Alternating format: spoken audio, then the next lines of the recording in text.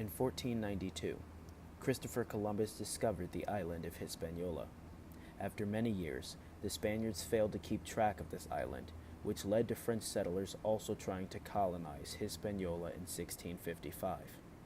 According to Adrian Cater and Ware in Wales, one aspect of the conflict began when France and Spain both wanted control over the island of Hispaniola, but settled their conflicts by dividing the island in 1697, using an artificial line composed of mountains and the Dajabon River.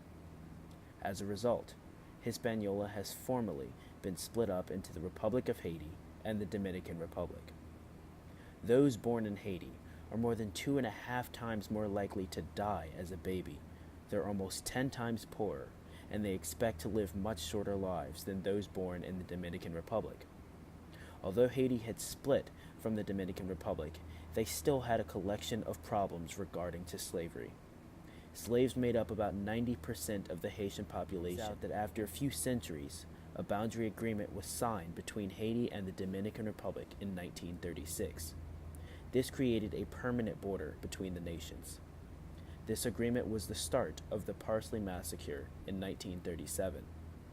The Dominican dictator Rafael Trujillo despised the Haitians and aspired to drive them out of the country.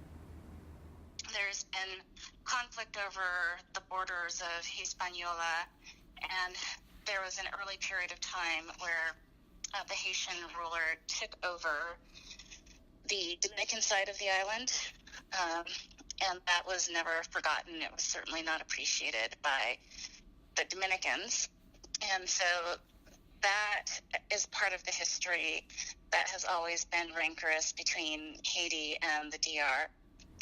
The restrictions on the divide were not as stringent in the 19th century as they are today. The border consisted mostly of paper and seemingly faultless. Kids would cross the border every day to go back and forth from school to home. Dominicans and Haitians had many interactions with each other, including work relationships and marriages. This all changed for all involved in October of 1937 at the start of the Parsley Massacre, when anyone having any relations to a Haitian was executed by Trujillo and his men using machetes, mainly after discovering that Haitian farmers were stealing cattle from Dominicans. Yet there are still border towns today in Hispaniola where the Haitians and Dominicans get along fairly well. In addition, the Parsley Massacre received its name when soldiers of the Dominican Army started showing Haitian suspects a piece of parsley and proceeded to ask them how to pronounce it, often referred to as Operation Perejil. If one individual was unable to roll the R in Perejil, the Spanish word for parsley, then they were slaughtered. This was a screening tactic that was used in an attempt to differentiate between people who had been born and raised in Spanish-speaking Dominican Republic. It wasn't as simple as determining the difference just by looks. That was a screening tactic that was used to try to differentiate between people who had been born and raised in Spanish-speaking Dominican Republic. Mm-hmm. So it isn't, in fact, the case that they could just look at someone and say, oh, you're Haitian and we're Dominican. It wasn't that simple. You couldn't just look and tell. And so seizing on this word that gets at differences in linguistic socialization and linguistic competency in a first language of Spanish was a way to put into practice generations of discrimination and racism and, to cleanse, in the worst sense of the word, the people who were seen as being the enemy within. So it's precisely because it was hard to differentiate in any other way that was chosen as a kind of screening mechanism. Otherwise and of course, there would have been people of Haitian descent, who were born and raised in the DR and who wouldn't have had a problem with saying the word at all. The treatment of the Dominicans by the Haitians and the Haitians by the Dominicans has never been consistently fair or consistently unfair. There is constant change in the way that they view each other, and the tension continues to arise after it seems to have become extinct. The Dominican Republic's elimination of the Haitians is causing a humanitarian crisis, with the deportation of over 14,000 Haitians in less than a week. Born there and you're a citizen. And in the Dominican Republic, they reject the idea of birthright citizenship. So if you're born in the DR, you are still not allowed to have citizenship if you have Haitian parents.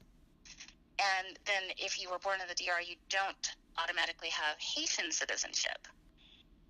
So, I mean, that's a very serious violation of human rights that continues to happen today. The border market is a market that was established to allow vendors from both Haiti and the Dominican Republic to buy and sell goods on equal footing. Yet things are not going according to plan for Haitians living in the DR. He did not support the Haitian darkening of the Dominican population.